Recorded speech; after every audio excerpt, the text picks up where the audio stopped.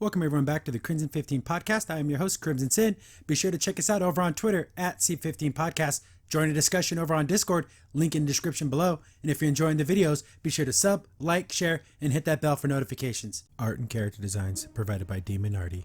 Be sure to follow her over on Twitter at Artie Demon. Want to be first to have access to early artwork, concept sketches, exclusive art that can't be seen anywhere else? Then support Demon Artie over on her Patreon. Link in description below. Before we begin, I always want to let you know where you can pick up these comics for yourself over on NewAgeNinjaCorps.com. I'll have all the links in the description below, but they sell all their digital comics here, and you can't find a better deal in comics. It's almost criminal how low costs are, because comics and normal floppies are freaking $3.99, and here you can pick up the whole collection for $7. You can't find better art and a better story for $7. It's just unheard of. But they also have other stuff too. They have all kinds of apparel. They have those masks. If you're going to be going out, be sure to pick up one of these masks so you can stay safe, stay protected, and look like a badass while you're doing it. I just love the whole. They have whole kinds of merch: wall scrolls, stickers. There's even like a music album you can download, mugs. Some of the cool wall art that they have, they sell it in prints. They also sell them like in wall scrolls. But I love this chibi one. This is probably one of my new favorite ones because look how cool that is. But anyways, on to the review. It's been a little while. I know I'm behind, but I am catching up. Issue 5 of Rags, and this one doesn't have an uncensored or censored version because there's nothing to be censored in this one. Again, up front, this is more of a mature comic. There is foul language, and in the other issues there is nudity and stuff, but there's censored versions that cover up all the naughty bits. So if that's not for you, then this isn't. If naughty words, people cussing get to you, that this isn't the comic for you. But for everyone else, stick around, and we get some of the best portrayals of actual and realistic how PTSD can affect someone, especially a soldier, a Marine, someone who's been in the military. They have that insight. It's actually written by actual people that served, and we thank you all for your service for all that, and bringing us this awesome comic too. And it's not this. A lot of times it gets like glorified and it gets used in wrong ways. This is how it should be shown. It isn't. Some people actually take it and it's like, oh, it's this great, wonderful thing. I have PTSD. No, you don't. And stop using it that way. You see a lot of that on Twitter with a lot of these people wouldn't know what that's really like. They've never been in combat or any type of situation where people were dying around them. And I love that Rags for this, because a lot of people see the covers. They see Regina. She's absolutely gorgeous. Oh, it's that zombie titty book. Pick it up. Read it. Actually read it, and then you'll realize just from the art alone, to be a stupid, crappy titty book, they wouldn't have wasted their time to make the art look this good. And then once you get to actually learn the character, you realize, oh, there's some stuff here. Regina she has a lot of problems, but she does have a good heart. We do see in this issue where she does have that mama bear kind of instinct in her, but she pushes people away, but then she doesn't. It's really cool. I just want to congratulate the whole team on this, because you wouldn't have taken the time to make a whole issue about this, what's going on between these characters, if they honestly, truly didn't care about, because they talk about veteran affairs and all that stuff like that. All of it makes sense, and I'm glad that it exists. So we open up, and flashback time. We have, they're at the Veterans Affairs office, and there's so many problems with, this whole system is broken. They got to fix it, and people are dying, and good men and women are suffering because the government's ineptitude to freaking help people. But we have Regina, and this is after she got discharged, and the doctor's trying to help her, but at the same time she pushes away, and they're like, oh, it's tough. They're just trying to do their job, but this doctor here, it's this thing of doctors being too clinical, but they're being a little too clinical. And Regina, she just kind of needs a little bit. You got to be a little bit softer at times. You got to be harder at times. It's very difficult to talk about these things. Just talk about, how she got discharged, trying to help her, but she's just okay, just going through her records and stuff. But what's printed on the page in a report doesn't really truly reflect what really happened most of the time. It's cold, it's calculating, it doesn't have all the information that you need of people who are actually there. Because I do believe this doctor is truly trying to help her. I just don't think she's going about it the best way she can. But they see so many people, the system's just inundated. It's a broken system, but they're trying their best. So they're trying to get her to talk about what happened, and Regina wants nothing to do with it because she is suffering from PTSD from everything that went down. And we saw in the earlier issues, when they got sniper attacked and IED, it's just some hardcore stuff went down. She's just trying to talk to her, and it's just this. I can just imagine this lady's voice just being just matter of fact and cold, and you got to be a little bit softer. And Regina's just like not having any of this, and she starts having a little bit of a, I'm not saying having a freak out, but she's getting angry. And, she's like, I'm tired of people asking me. I'm sick of people asking me how I felt or how it's going on. This is exactly how I feel. She starts, just throw stuff off the table. Our doctor gets no reaction. I don't know if it's good and it's bad, because if you don't react to the negative behavior you're telling the person, what you just did doesn't mean anything to me, even though you knocked everything off my table. But it also shows that you're cold too. It is you walk on the edge of a knife and waver but a little, right? It's tough. It is a tough thing to try to pull off. But, Regina's like, I'm sick of this. I'm out of here. I don't give a crap. Do whatever you got to do. I'm out of here.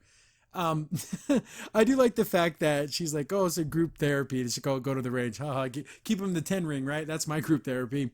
But she's like, oh, you have a felony on your record. You can't even have any guns. Freaking California. That's true in every state, but California's a freaking bunch of bastards about that. She's going to get up and leave. Punchline. Isn't that awesome? So she's going to just walk out. And then this is the stuff that I just hate about veteran affairs. It's just an awful system, and we got to fix it. As she's walking out, we see someone complaining at the counter, like, my husband's dying. And they're like, well, just, basically just take a number and wait kind of situation. I don't, it just doesn't work. And this is a good portrayal, because this stuff actually happens. There's been veterans who have died on beds, on gurneys, just sitting in the hall, just nothing. And they're not helping. They literally just die there. It's awful. So they deserve so much better. They deserve the best. And we give them the worst. So she's walking out, and then we see we get in these pieces about how, like, she got in these relationships and everything. And it's kind of funny, this is Operator, right? So she didn't necessarily meet him, but she was around him before she knew who he was. We see what's his face is waiting for her, and we notice how, we know how he died later on, and how they got married and got into a relationship. But he actually does care about her, and she's like, oh my God, what are you doing here? But he's just, trying to be nice. And Regina's she's a tough shell. She's the people who need love the most are the hardest to love, right? But he's like, hey, I saw you checked in on Facebook. I just want to check in on you and make sure you're okay. And he gives her a picture, when they were together, all in the thing. And she kind of cries and sees it. He's like, I just wanted to give this to you. And he walks away, and it's like, hey, you want to get something? You want to split a Gatorade? I love the fact that she's like so poor. You're splitting a Gatorade. That's hilarious. But hey, it's true. It was like, hey, come on, have you eaten? He's like, come on, we'll get something to eat. I know a place. And the Tilted Kilt's a real place. And there's one here in Phoenix. And it's a pretty cool place. The women there are gorgeous. But he's like, oh, you're asking me on a date. And he's kind of a goofball, but he's nice, and he actually cares about it. So we kind of get to see a little bit of the beginning of that relationship.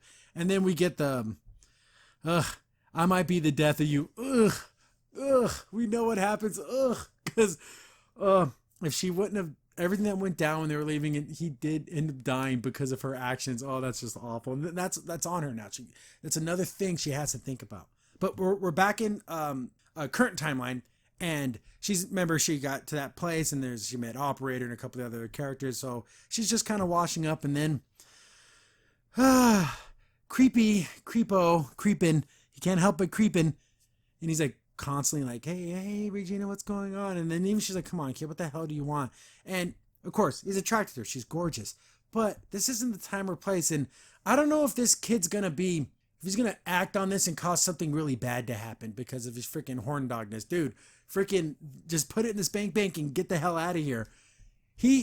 But he's kind of like, hey, I'm trying to make sure you're okay, whatever. And then Operator shows up, and I like Operator. He's cool. He's a cool dude. I love the way he talks, and then he just does not. His I give an F fields are barren. There's nothing. He just doesn't care. He gives it to him. I like what he says, but he's so hard. But he's basically telling him, hey, just leave her the hell alone. I get it.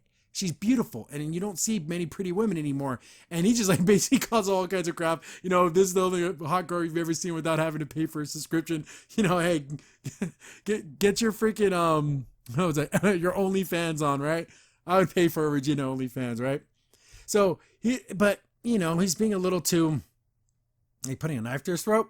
Regina, that's that mama leopard. She's like, hey, come on, back off. He's just a kid, and she tries to pretend that she doesn't care about other people, but she totally does. Then we get this. Oh man, I don't know. This chick is out of her damn mind. You don't talk to people like this, especially people you just don't have it. They don't like you. But she just pokes the bear with Operator. It is. I can't. It's crazy. I can't another way to say you got to be out of your damn mind. Because remember in last issue they were coming up with ideas of they have to get supplies, they have to go out and do stuff. So the thing is, she doesn't ask. She kind of just says it. I hate when people do this. Just say what you want to freaking say. Don't do this whole like roundabout way of asking. But she's asking Operator, hey, we're looking for some guns. We're going out today. Instead of just saying, hey, do you have equipment for when we go out? Can you please provide us with some ammunition? I know you have some weapons. Can you help out? And she just says in this roundabout way, and Operator's like, yeah, you probably do need those things. And he just walks away. You didn't ask. Ugh, I hate people like this. Oh my goodness. But she's like, oh yeah, the Operator's like, that's a good talk. I'm getting out of here. He just walks away. I love this. But then she's like, oh yeah, oh, this lady does not like Operator one bit. They're bumping heads. So that she starts talking crap. Oh, we know you have weapons and guns. You're just hoarding them to yourself. You're a bunch of freaking. She's just I don't like her one bit. So Operator's like, okay, yeah, I do, but they're mine. I'm not wasting them for your stupid little problems and your dumb ideas. I don't want to give up my equipment for something I don't think is going to help anything. She's not backing down, and she says something. You don't say this. You don't say this. You're gonna get yourself freaking killed. Clap warning. Do not ever say this. I'm glad your soldiers are missing. Oh, lordy. Say whatever you want about me. You do not talk about my soldiers. You do not say things like that to me. However you want to call me this and that, every name in the book, you don't disrespect my soldiers. So freaking pretty much what Operator says gets right back, gets up in her face. And all the things that my men, my brothers have done to save you people, and you people are freaking worthless to me. And and then this is where some of the psychology goes into it. I love this so much deeper than that zombie titty book. Regina starts seeing herself in Operator, this anger, she has this hatred inside of her, but she's seeing it in another person. So she's seeing herself. Freaking Operator takes a freaking left hook to the face, and just like any, like, yeah, my daddy hits me harder. Yeah, you really want to do this? I'll freaking put. Oh man, you don't fight. You're not gonna try to fight me because I'm going to put you down. She tries to throw another punch, but then Operator's like, yeah, the first one's free. The first one's always free. You got to get him hooked, right? So they're gonna have a freaking battle, but her wife shows up. And she's like, get your hands off her. And we see Operator instantly backs down. I'm like, what? You don't let people talk to me like that. So there's got to be something going on between these two. There's something more here. But she's like, come on. We need that stuff. We talked about the weapons. Kind of get it ready for us. He's like, fine, whatever. I'll get it. Screw you and whatever. I'm doing it. Then everyone just be hating everybody. She doesn't like Regina. Freaking Connor, all kinds of nasty names. And she's like, what the hell? Why are you coming after me? He's like, yeah, choose a softer target. Hard targets are, by definition, you need a lot of firepower to take on a hard target. Don't be bringing this attitude to me. You're not gonna like what you're gonna freaking get in return. But she's kind of talking crap back and forth. This is a very high tense situation where people are dying. There's zombies. They need food. There's water. There's civilians. There's military. There's all kinds of. All these people have to work together, and they're kind of not doing it. But that's how tempers flare. That's just how it works. So they walk off, but I do like this right here. She tells her, hey, what did I tell you about poking him? I was going to handle it. Why did you go there and cause all this? I do like the fact that she did that. She realized that, hey, you're not helping. You getting one over on Operator, how is that going to help anyone? This is a survival situation. Stop being, and then she does apologize. And then she goes back and does it again. Ugh, I hate this freaking lady. Operator kind of walks off, and then Regina's like, hey, what's going on? You just totally let that chick walk all over you when I know for a fact you don't let people walk over you. You say what you want, when you want, and how you want, but all of a sudden you freaking folded faster. You folded faster than Superman on laundry day. But he's like, don't worry about it. And she's like, yeah, come on, I'm trying to talk to you. And then we get this. She's the doctor now. She's the one trying to help someone else. And I think, I know this is true. Sometimes the best way to help yourself is to help another person. The best way to survive is to survive with another person. Because when it's just you, you're fine. Whatever happens to me, I don't care what happens to me. All the bad things in the world, I'm a terrible person. Who cares what happens to me? When you see other people, you don't want them to suffer. You don't want them to feel the pains that you felt. So you're going to want to help them. And then at the same time, they end up helping you because you have something to live for now. You're that goal of helping somebody else is another thing that you can, wake up in the morning. Oh, I don't have to be sad and depressed because I got to be strong for this other person. It's a very, it's easier to survive with two people than it is with one, because even if you think about it logistically, two mouths to feed, two people to fight, but when you can depend on another person, there's something in us human that we are social creatures. We depend on each other. So I think Regina learns a little bit here. Hey, maybe that doctor wasn't being, as bad as I thought she was. If she honestly, truly wanted to help me, just like how I truly, honestly want to help Operator here. So the visuals here. So she has the hair just like the doctor did, and then Operator looks like her because she's the one, offering the advice, offering the help, and Operator is the one that is yelling, being angry, calling names, and she's not letting any of that get to her. But this time around, it's different because she knows exactly how he feels, because she's had this whole, that whole situation of, things are happening. The people you think you can trust are no longer there. They're dead. You're alive. You have all these people who are expecting everything from you. They take everything. They give you nothing. And here you are. What are you supposed to do? And you're just angry, and you just have this anger inside of you. She's like, calls her a civilian, but hey, Regina is a Marine. And, they kind of go back and forth and talk crap. I like that because that's how military, police, that's how they talk to each other. It's great. So she calls him, they must be really proud of their son, huh? Yeah, yeah. Just as proud as they are of their daughter. I love that. I love how the back and forth is just awesome. So, and, and he's given her the business. She's given him the business. And, and this is, I think this is powerful. This panel right here, she gives her full title, Lance Corporal Regina Rokowski, former United States Marine. Those words, like, you can see she even had to prep herself, because she's like, hey, I'm a corporal. Like, I rank you. I'm pulling rank on you. You got to listen to me, right? And it's a sense of strength for her, instead of it being a place of hurt. When those words, Lance Corporal, it was a memory of bad times. People died. I lost the people I loved. Now it's to help her cement herself in this situation. I love this. I love this whole scene right here. It's just great. But again, that zombie titty book, right? And, then they start talking, they start, kind of getting along, right? They start talking about stuff like, when you leave the service, you get your credits all jacked up, you have a divorce, all that funny stuff, that only people who served can understand. They start to bond over that. And I think that's really cool, because they really do need this, real battle buddies. They got to have that, because it's not always the fight. It's not the fight on the battlefield. It's the fight when there's nothing to do. It's the fight when you have to just think about your life, and there's somebody there who understands, which is great. And they talk about, medications, and God, that VA is awful, man. I cannot express my displeasure for the lack of any type of just doing things the right way at the VA.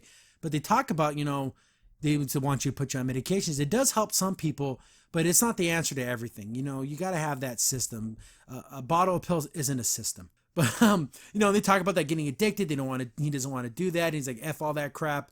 And I do like the fact that he's always calling her, always calling her names and everything. And then Regina's like, hey, you can just use her proper pronouns. He's like, F that. If being angry and hateful is the only thing I got left in my life, being an asshole is the only thing that makes me happy, you can't take that from me. But at the same time, being a jerk is fun. It's fun as hell to be an asshole. But you can't just spend every day all day just hating everything.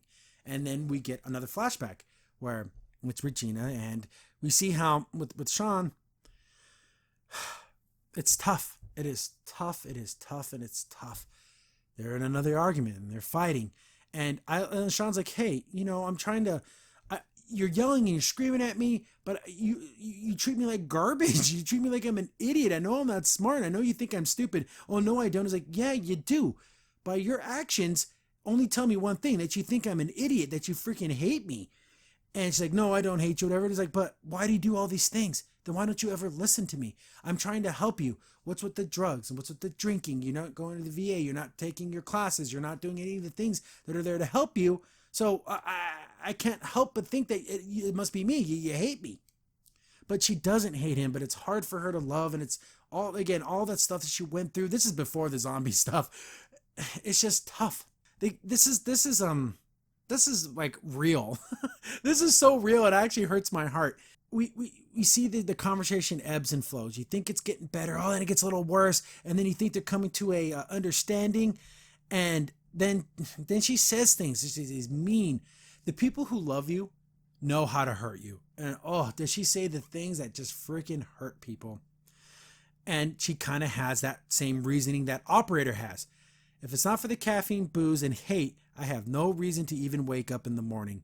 And then he's like, wow, Regina, thank you. That's wonderful. I'm glad you think that, because I'm not worth anything to you, right? And then she's like, what hurts more? And we don't get to see the rest of this conversation.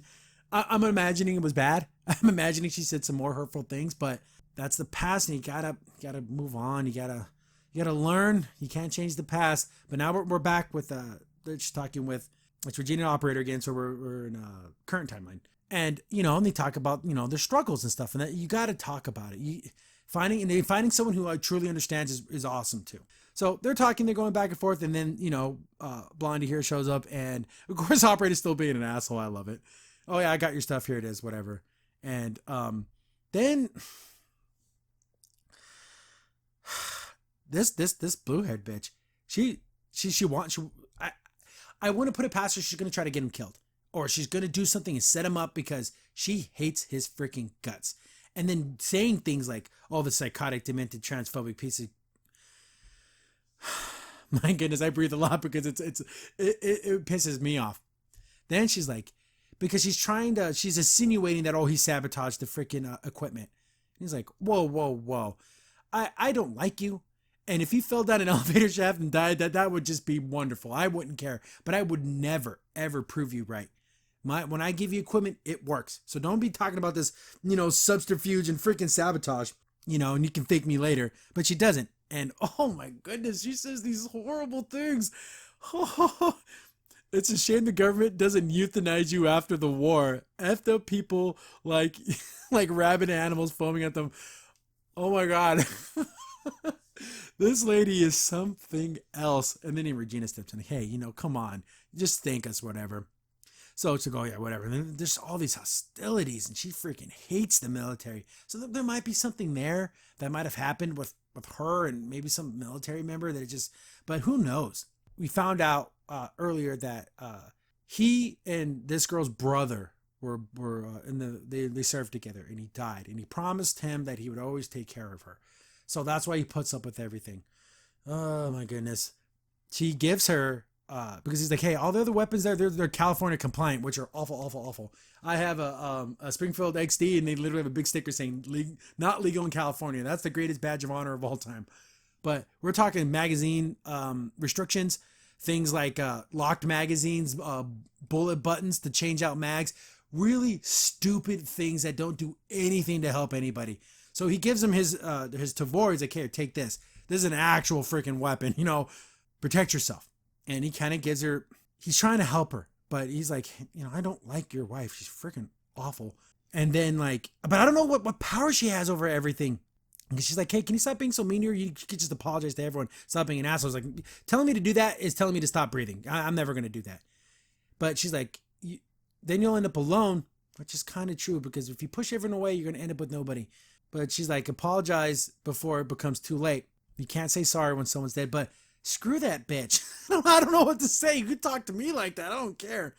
But she's like, hey, you know, being alone isn't that bad. It isn't, but you can't live your whole life that way. And this face right here, absolutely beautiful. This is wonderful. So, end of the issue. So, great. I absolutely love this. I don't even know how long I was going. How long is this? Dang, over 25 minutes. But yeah, there's a lot of insight here. There's a lot of ways to interpret this stuff, and this is just my interpretation of everything. And I could be 100,000% wrong, but I love where this is going. We have all this. We can do just backstories just on single characters, have whole story arcs, 10 issues just on Operator's life, his service, is how he got into the situation. All this can just be one character giant arcs. That's how compelling and interesting all these characters are. But yeah, I know I'm behind. Issue 6 is out and 7, so I'm gonna play catch up. Probably wait a couple of days between issues, so you know we can get this ball rolling. But yeah, definitely pick this up. Favorite comic book of the last year or so, and yeah. Everything to this team putting this together. They're great dudes. Follow them over on Twitter. They're funny as hell. Everyone a part of the Team Rags is great. I'll leave links in the description below for all that stuff. But thanks for watching, guys, and catch you on the next issue. Crimson Saint here. Thanks for watching the video. If you're enjoying the content, be sure to sub, like, share, and hit the bell for notifications so you don't miss a single upload. If you have any tips or story ideas, hit us up on Twitter at C15 Podcast, or better yet, join our Discord server. Link in the description below.